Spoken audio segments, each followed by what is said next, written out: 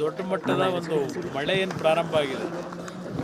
ಬಹುಶಃ 2018ರಲ್ಲಿ ನಾನು ಮುಖ್ಯಮಂತ್ರಿ ಇದ್ದಾಗಲೂ ಸಹ ಇದೇ ರೀತಿಯಲ್ಲಿ ಕೊಡಗು ಭಾಗ, ಮೂಡಿಗೆರೆ, ಚಿಕ್ಕಮಗಳೂರು ಭಾಗದಲ್ಲಿ, ಸಕಲೇಶ್ಪುರ ಭಾಗದಲ್ಲೂ ಮಳೆ ಆದಂಥದ್ದು ಇವತ್ತು ನನ್ನ ನೆನಪಿನಲ್ಲಿದೆ.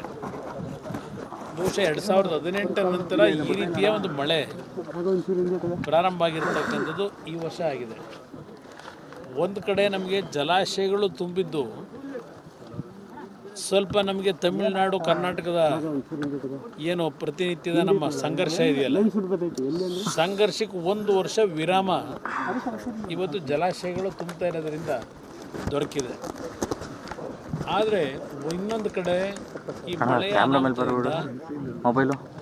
ಮೂಲಭೂತ ಸೌಕರ್ಯಗಳ ಮೇಲೆ ಆಗಿರ್ತಕ್ಕಂಥ ಒಂದು ದೊಡ್ಡ ಮಟ್ಟದ ಒಂದು ಸಮಸ್ಯೆಗಳೇನಿದೆ, ಸಮಸ್ಯೆಗಳಿಗೆ ಸರ್ಕಾರ ಸ್ಪಂದಿಸಬೇಕು ಅನ್ನೋದನ್ನು ಹೇಳಿಕ್ಕೆ ಬಯಸ್ತೀನಿ. ನಿನ್ನೆ ನಾನು ಶಿರೂರು ಹೋಗಿದ್ದೆ. ಶಿರೂರಿನಲ್ಲಿ ಇನ್ನೂ ಸಹ ಮಳೆ ಏನಾದರೂ ಮತ್ತೆ ಮುಂದುವರೆದ್ರೆ ಇನ್ನೂ ಸಹ ಲ್ಯಾಂಡ್ಸ್ಲೈಡ್ ಆಗ್ತಕ್ಕಂಥ ವಾತಾವರಣ ಇದೆ. ಈಗ ಇಲ್ಲೇ ನೀವು ನೋಡ್ತಾ ಇದ್ದೀರಿ ಈ ಪರಿಸ್ಥಿತಿಗಳು ಯಾವ ರೀತಿ ಇದೆ. ನಾನು ಸಕಲೇಶ್ಪುರದಿಂದ ಮುಂದಕ್ಕೆ ಬರ್ತಕ್ಕಂಥ ಅವುಗಳು ನೋಡ್ತಾ ಬಂದಿದ್ದೀರಿ.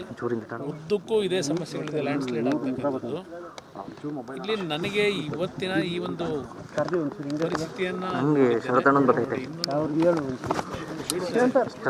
ಪ್ರಶ್ನೆ ಏನು ಅಂದರೆ, ನಮ್ಮ ಇಲ್ಲಿಯ ಒಬ್ಬ ಗುತ್ತಿಗೆದಾರರು 8 ವರ್ಷದ ಹಿಂದೆ ಈ ಒಂದು ಯೋಜನೆಯ ಕಾಮಗಾರಿಯ ಗುತ್ತಿಗೆ ಪಡೆದಿದ್ದಾರೆ.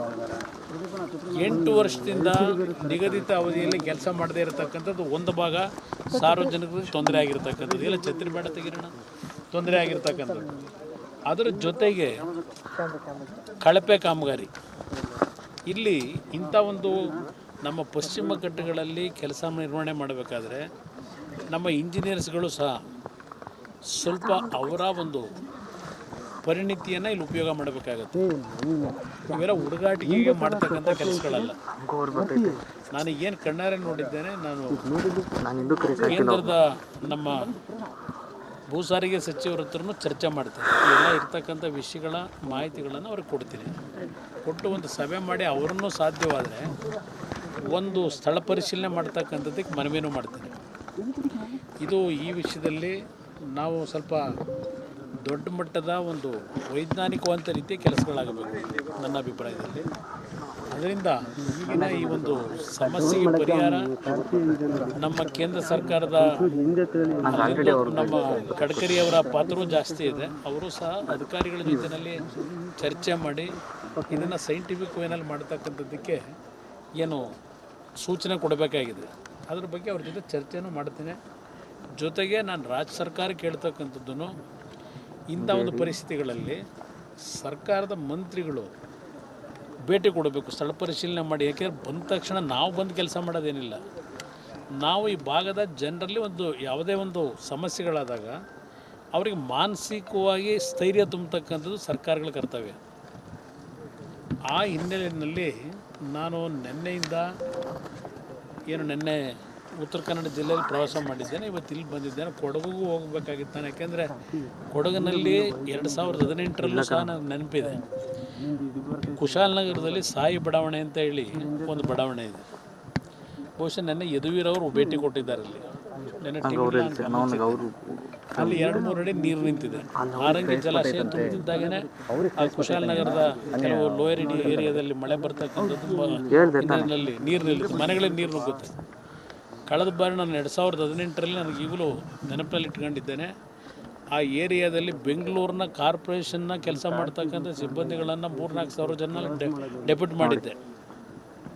ಡೆಪ್ಯೂಟ್ ಮಾಡಿ ಅವರಿಗೆ ಪ್ರತಿ ಕುಟುಂಬದಲ್ಲಿ ಮನೆಗಳಿಗೆ ನೀರು ನುಗ್ಗಿ ವಸ್ತುಗಳೇನು ಹಾನಿಯಾಗಿತ್ತು 50,000 ರೂಪಾಯಿಗಳನ್ನು ಸ್ಥಳದಲ್ಲೇ ಅವರಿಗೆ ಪರಿಹಾರ ಕೊಡ್ತಕ್ಕಂಥ ಕೆಲಸವನ್ನು ಮಾಡಿದ್ದೆ. ಆಗ ಪಾಪ ನಮ್ಮ ಸಚಿವರು ಉತ್ತರ ಕನ್ನಡದಲ್ಲಿ ನೆನ್ನೆ ಒಂದು ಹೇಳಿಕೆ ಕೊಟ್ಟಿದ್ದಾರೆ. ಯಾರು ಅಲ್ಲಿ ಜಿಲ್ಲಾ ಉಸ್ತುವಾರಿ ವೈದ್ಯ 10 ಲಕ್ಷ ಕೊಟ್ಟಿದ್ದು ನಾವು ಎಲ್ಲೂ ಕೇಳೇ ಇಲ್ಲ, ನಾವು ಮನೆ ಬಿದ್ದೋದಂಥವ್ರಿಗೆ ಅಂತ ಅಂದ್ಬಿಟ್ಟು ನೆನ್ನೆ ಒಂದು ಹೇಳಿಕೆ ಕೊಟ್ಟಿದ್ದಾರೆ. ಬಹುಶಃ ಅವ್ರಿಗೆ ಏನಾದರೂ ಸಮಯ ಸಿಕ್ಕಿದ್ರೆ ಕೊಡಗುಗೆ ಹೋಗಿ ನನ್ನ ಕಾಲದಲ್ಲಿ ತೆಗೆದುಕೊಂಡು ನಿರ್ಧಾರ ಇದೆಯಲ್ಲ, 1,000 ಮನೆಗಳನ್ನು 10 ಲಕ್ಷ ರೂಪಾಯಿ ವೆಚ್ಚದಲ್ಲಿ ಕಟ್ಟಿರ್ತಕ್ಕಂಥದ್ದು ಅಷ್ಟೇ ಅಲ್ಲ, 1 ಲಕ್ಷ ರೂಪಾಯಿಗಳನ್ನು ಪರಿಹಾರ ಕೊಟ್ಟಿದ್ದೇವೆ. ಅದಕ್ಕೆ ಅದ್ರ ಜೊತೆಗೆ 50,000 ರೂಪಾಯಿ ಅವರಿಗೆ ಪದಾರ್ಥಗಳೇನು ವಸ್ತುಗಳು ನಾಶ ಆಗಿತ್ತು ಅದಕ್ಕೆ ಪರಿಹಾರ ಕೊಟ್ಟಿದ್ದೇವೆ. ಇವತ್ತು ನನ್ನ ಕಣ್ಣು ಮುಂದೆ ಇವತ್ತು ಅವ್ರ ಪಾಪ ಗೊತ್ತಿಲ್ಲದೆ ಹೋಗಿ ನೋಡ್ಕೊಂಬರ್ಬೇಕು, ಸಾಧ್ಯವೇ ಇಲ್ಲ ಕೊಡಲಿಕ್ಕೆ. ಯಾರು ಕೊಟ್ಟಿದ್ದಾರೆ ಅಂತ ನೆನ್ನೆ ಹೇಳಿಕೆ ಕೊಟ್ಟಿದ್ದಾರೆ.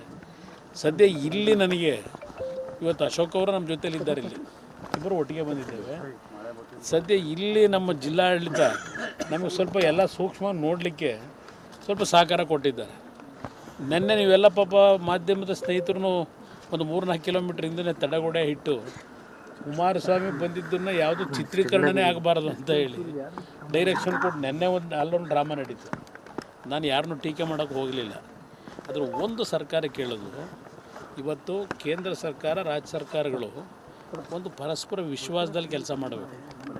ಈ ರೀತಿ ಮಾಡೋದ್ರಿಂದ ಪಾಪ ಹೇಳಿದ್ದಾರೆ ನಮ್ಮ ಮಂತ್ರಿಗಳು, ನಮ್ಮ ಯಾರು ರಾಜಣ್ಣ ಅವ್ರದ್ದು ಬಿಡಿ ಅವ್ರದ್ದಿರಲಿ, ಅದೇನು ತಲೆ ಕೆಡಿಸ್ಕೊಳ್ಳಲ್ಲ. ನಮ್ಮಲ್ಲ ಉಪಮುಖ್ಯಮಂತ್ರಿಗಳವರಲ್ಲ, ಮಿಲ್ಟ್ರಿ ತರಬೇಕಾಗಿತ್ತು ಅಂದವ್ರೆ. ಬಹುಶಃ ಮಿಲ್ಟ್ರಿ ಯಾಕೆ ತರಲಿಕ್ಕೆ ಹೇಳಿದ್ದಾರೆ ಅಂದರೆ, ಈ ರಾಜ್ಯದಲ್ಲಿ ದರೋಡೆ ನಡೀತಾ ಇದೆಯಲ್ಲ, ಟೆರರಿಸ್ಟ್ ಆ್ಯಕ್ಟಿವಿಟಿಗಿಂತಲೂ ದರೋಡೆ ಚೆನ್ನಾಗಿ ನಡೀತಾ ಇದೆ. ಆ ದರೋಡೆ ನಿಲ್ಲಿಸ್ಲಿಕ್ಕೆ ಮಿಲಿಟರಿಯನ್ನು ಕರ್ಕೊಂಬರೋಕೆ ಹೇಳಿದ್ರೇನೋ ಗೊತ್ತಿಲ್ಲ ನನಗೆ. ನೋಡಿದ್ರಾಗ ಅನ್ನಿಸ್ತದ, ನಾನು ಆ ಥರ ನೋಡೋದು ಇಲ್ಲಿ ನೆನ್ನೆ ದಿನ ಮಿಲ್ಟ್ರಿ ತಗೊಂಬರ್ಬೇಕು ಅಂತ ಹೇಳಿದ್ರಲ್ಲ, ಅದಕ್ಕೆ ಕೇಳ್ತಾ ಇದ್ದೀನಿ. ಪಾಪ ಮಿಲ್ಟ್ರಿನ ತರಬೇಕು ಅಂತ ಯಾಕೆ ಹೇಳಿದ್ರು ಅನ್ನೋದು ನನಗೆ ಇನ್ನೂ ಯೋಚನೆ ಮಾಡ್ತಾ ಇದ್ದೀನಿ. ಯಾಕಂದ್ರೆ ರಾಜ್ಯದಲ್ಲಿ ನಡೀತಾ ಇದೆಯಲ್ಲ, ಅದೆಲ್ಲ ಆಮೇಲೆ ಎಲ್ಲ ಹಾಸನದಲ್ಲೇ ಮಾತಾಡೋಣ. ಅದರಿಂದ ಇಲ್ಲಿ ಇವತ್ತು ಸರ್ಕಾರದ NDRF ಯಾರಿಂದ ಬರ್ತಾರೆ? NDRFನವ್ರು ಇಂಥ ಸಂದರ್ಭದಲ್ಲಿ ಬಂದು ಕೆಲಸ ಮಾಡೋದು ಯಾವ ಅಧೀನದಲ್ಲಿದೆ ಅದು NDRF? ಇಷ್ಟು ಅರ್ಥ ಮಾಡ್ಕೊಳ್ಳೋದೇ ಇದ್ದರೆ ಕರ್ನಾಟಕಕ್ಕೆ ನಾನು ಬರೋದನ್ನೇ ಸಹಿಸಲ್ಲ ಅಂದರೆ ಮತ್ತು ನನ್ನಿಂದ ಏನು ನಿರೀಕ್ಷೆ ಮಾಡ್ತಾರೆ? ಬರಲೇಬಾರ್ದು ಅನ್ನೋ ರೀತಿಯಲ್ಲೇ ನೆನೆ ಅವ್ರು ಹೇಳಿಕೆ ಇದೆಯಲ್ಲ, ಕುಮಾರಸ್ವಾಮಿ ಇಲ್ಲೇ ಯಾಕೆ ಬರ್ತಾರೆ ಅಂತ ಹೇಳಿ. ನಾನು ಸ್ಥಳ ಪರಿಶೀಲನೆ ನೋಡೋದು ನನ್ನ ಧರ್ಮ ಒಬ್ಬ ಜನಪ್ರತಿನಿಧಿಯಾಗಿ. ಮಂಡ್ಯಾಗ ಹೋದರೂ ಬೇಡ ಅಂತಾರೆ ಹೋಗೋದು, ಉತ್ತರ ಕನ್ನಡಕ್ಕೆ ಹೋಗ್ತೀನಿ ಅಂದರೆ ಅಲ್ಲೂ ಬೇಡ ಅಂತಾರೆ. ಸದ್ಯ ಇಲ್ಲಿಗೆ ಹಾಸನದವ್ರು ಬರಬೇಡಿ ಅಂತ ಹೇಳಿಲ್ಲ. ದೊಡ್ಡ ಮಟ್ಟದ ಒಂದು ಮಳೆ ಏನು ಪ್ರಾರಂಭ ಆಗಿದೆ. ಬಹುಶಃ 2018ರಲ್ಲಿ ನಾನು ಮುಖ್ಯಮಂತ್ರಿ ಇದ್ದಾಗಲೂ ಸಹ ಇದೇ ರೀತಿಯಲ್ಲಿ ಕೊಡಗು ಭಾಗ, ಮೂಡಿಗೆರೆ, ಚಿಕ್ಕಮಗಳೂರು ಭಾಗದಲ್ಲಿ, ಸಕಲೇಶ್ಪುರ ಭಾಗದಲ್ಲೂ ಮಳೆ ಆದಂಥದ್ದು ಇವತ್ತು ನನ್ನ ನೆನಪಿನಲ್ಲಿದೆ. ಬಹುಶಃ 2018 ನಂತರ ಈ ರೀತಿಯ ಒಂದು ಮಳೆ ಪ್ರಾರಂಭ ಆಗಿರತಕ್ಕಂಥದ್ದು ಈ ವರ್ಷ ಆಗಿದೆ. ಒಂದು ಕಡೆ ನಮಗೆ ಜಲಾಶಯಗಳು ತುಂಬಿದ್ದು ಸ್ವಲ್ಪ ನಮಗೆ ತಮಿಳುನಾಡು ಕರ್ನಾಟಕದ ಏನು ಪ್ರತಿನಿತ್ಯದ ನಮ್ಮ ಸಂಘರ್ಷ ಇದೆಯಲ್ಲ, ಸಂಘರ್ಷಕ್ಕೆ 1 ವರ್ಷ ವಿರಾಮ ಇವತ್ತು ಜಲಾಶಯಗಳು ತುಂಬ್ತಾ ಇರೋದ್ರಿಂದ ದೊರಕಿದೆ. ಆದರೆ ಇನ್ನೊಂದು ಕಡೆ ಈ ಮಳೆಯ ಮೂಲಭೂತ ಸೌಕರ್ಯಗಳ ಮೇಲಾಗಿರ್ತಕ್ಕಂಥ ಒಂದು ದೊಡ್ಡ ಮಟ್ಟದ ಒಂದು ಸಮಸ್ಯೆಗಳೇನಿದೆ, ಸಮಸ್ಯೆಗಳಿಗೆ ಸರ್ಕಾರ ಸ್ಪಂದಿಸಬೇಕು ಅನ್ನೋದನ್ನು ಹೇಳಿಕ್ಕೆ ಬಯಸ್ತೀನಿ. ನಿನ್ನೆ ನಾನು ಶಿರೂರು ಹೋಗಿದ್ದೆ. ಶಿರೂರಿನಲ್ಲಿ ಇನ್ನೂ ಸಹ ಮಳೆ ಏನಾದರೂ ಮತ್ತೆ ಮುಂದುವರೆದ್ರೆ ಇನ್ನೂ ಸಹ ಲ್ಯಾಂಡ್ಸ್ಲೈಡ್ ಆಗ್ತಕ್ಕಂಥ ವಾತಾವರಣ ಇದೆ. ಈಗ ಇಲ್ಲೇ ನೀವು ನೋಡ್ತಾ ಇದ್ದೀರಿ ಈ ಪರಿಸ್ಥಿತಿಗಳು ಯಾವ ರೀತಿ ಇದೆ. ನಾನು ಸಕಲೇಶ್ಪುರದಿಂದ ಮುಂದಕ್ಕೆ ಬರ್ತಕ್ಕಂಥ ತಾವುಗಳು ನೋಡ್ತಾ ಬಂದಿದ್ದೀರಿ. ಉದ್ದಕ್ಕೂ ಇದೇ ಸಮಸ್ಯೆಗಳಿದೆ, ಲ್ಯಾಂಡ್ಸ್ಲೈಡ್ ಆಗ್ತಕ್ಕಂಥದ್ದು. ಇಲ್ಲಿ ನನಗೆ ಇವತ್ತಿನ ಈ ಒಂದು ಪರಿಸ್ಥಿತಿಯನ್ನು ಪ್ರಶ್ನೆ ಏನು ಅಂದರೆ, ನಮ್ಮ